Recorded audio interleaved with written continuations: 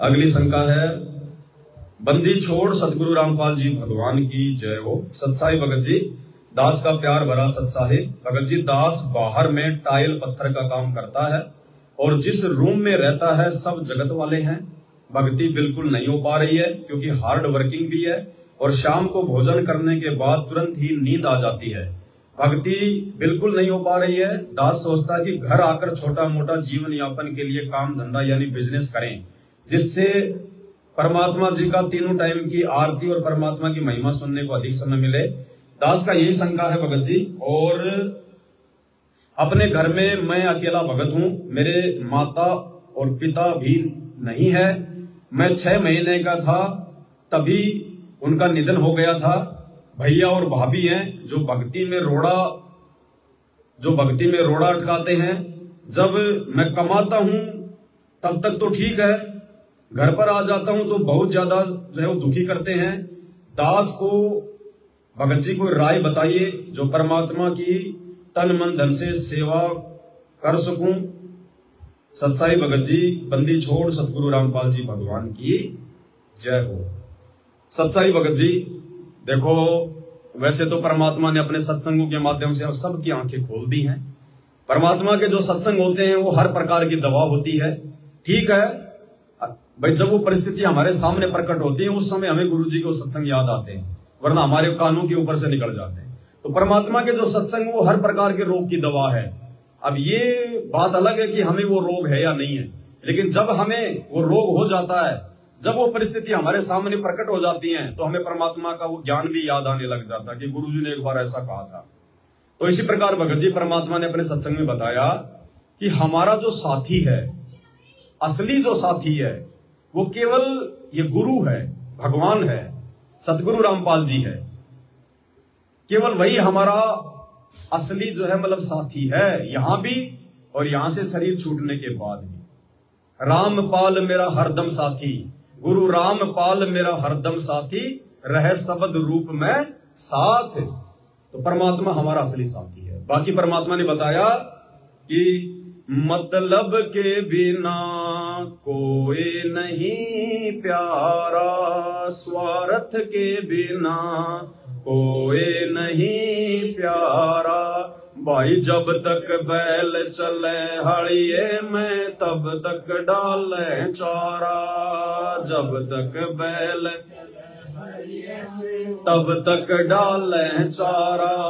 बुढ़ा हो तब नाथ काट दे वो घर घर लाठे खारा, मतलब के बिना कोई नहीं स्वार्थ के बिना कोई नहीं प्यारा।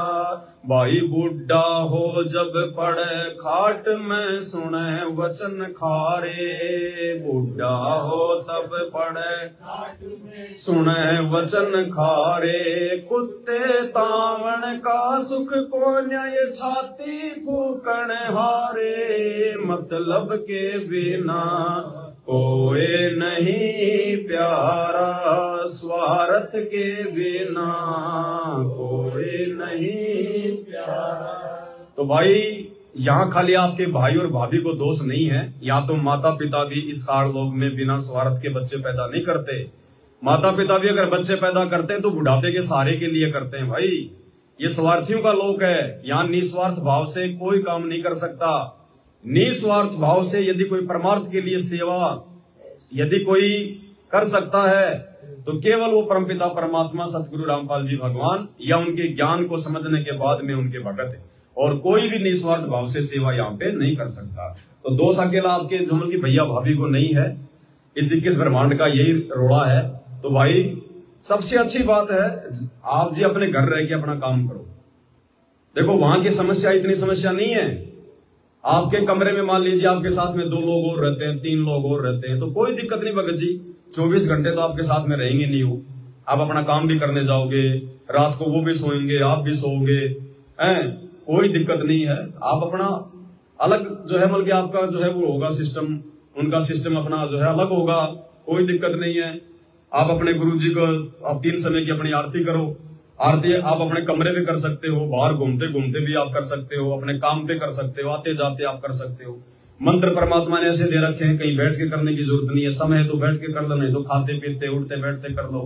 नाम उठत नाम बैठत नाम सोवत जागवे, नाम खाते नाम पीते नाम सेती लागवे। तो भैया भाभी यदि आपको दुखी करते हैं, परेशान करते हैं, तो भगत जी उनसे बहुत अच्छा है आप जी कहीं भी अपनी मेहनत मजदूरी कर दो। आप तो मतलब राजमिस्त्री हैं, टाइल्स वगैरह का काम करते हैं, खूब डिमांड है। 1800 रुपये आसानी से एक राजमिस्त्री सारा दिन में कमाता है। तो भगत जी कोई दिक्कत नहीं है, आप कहीं भी अपना काम धंधा करो, चाहे महीने में 20 दिन करो, 15 दिन करो। आपके तो ना बेटा बेटी, ना पत्नी, ना माँ बाप, ना किसी को देना, ना किसी का लेना, ना किसी का भात, ना किसी का छूचक, कोई टेंशन नहीं है। महीने में 20 दिन भी कमाओगे तो भी आपका गुजारा तो आराम से चलेगा। परमात्मा की भक्ति करो। बाकी आपके जो रूम में रहते हैं उनकी वजह से आपकी भक्ति कोई बर्बाद नहीं होगी। परमात्मा कहते हैं कबीरा तेरी झोपड़ी और गलकटियन के पास, जो करेगा सो भरेगा तू क्यों भया उदास। हमने उनकी बातों में नहीं आना, हमने उनकी पाखंड पूजा में सहयोग नहीं करना, हमने अपनी मर्यादाओं में चलना है बस। तो भैया भाभी से ज्यादा संपर्क में रहने के बजाय आप जी वहीं रह के अपनी भक्ति करो, वहीं रह के परमात्मा को याद करो। जब थोड़े दिनों बाद भैया भाभी की बुदानी जब बुद्धि जब ठिकाने आ जाए तो ठीक है, आप भी आ जाना अपने घर पे, मिलके भक्ति कर लेना। हमने अपनी भक्ति करनी है भगत जी। कोई हम ऊपर से कोई ये पट्टा लिखवा के नहीं लाए कि हमने अपने घर पे रहना है, हमने अपने भैया भाभी के साथ ही रहना है, उनकी हर बात ही हमने माननी है। नहीं, अब ज्ञान समझ में आ गया, भक्ति करनी है, मर्यादा निभानी है। जहां हम आसानी से अपनी भक्ति को जो है सुचारू रूप से कर सकते हैं वहां रह के हम अपनी भक्ति करें। यही है भगत जी, और कोई समाधान नहीं है इन चीजों का।